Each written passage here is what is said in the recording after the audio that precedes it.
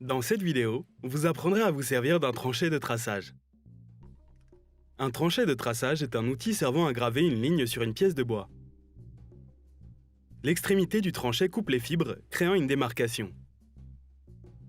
Cela vous aidera à faire des découpes précises. Vous aurez besoin des outils et du matériel suivant.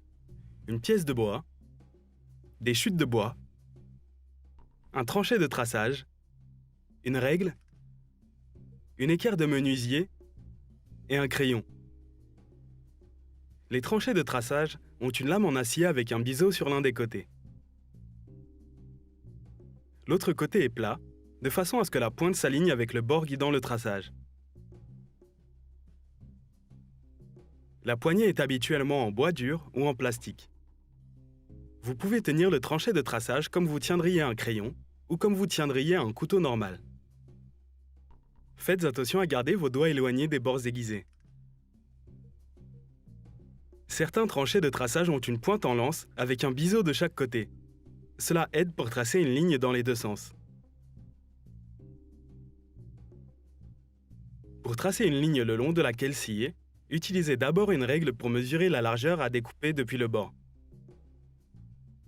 Marquez les deux extrémités de la ligne. Alignez le bord coupant du tranchet de traçage avec la marque mesurée. Tout en maintenant le tranchet de traçage en position, enlevez la règle et placez-la le long de la lame pour qu'elle aille d'une découpe à l'autre, à angle droit avec le rebord. À présent, tracez une ligne le long de la règle. Repassez la ligne avec un crayon pour la rendre plus visible. Un tranchet de traçage est généralement utilisé lorsque vous voulez tracer en travers du fil du bois et n'est pas approprié dans le sens du fil, car la lame aura tendance à suivre les fibres, ce qui aboutira à des lignes imprécises. Prenez l'habitude de contrôler le tranchet sans trop le serrer. Afin de créer un point de départ pour la scie, placez la lame contre l'arête, là où la ligne gravée se termine, et faites un sillon en enfonçant la lame.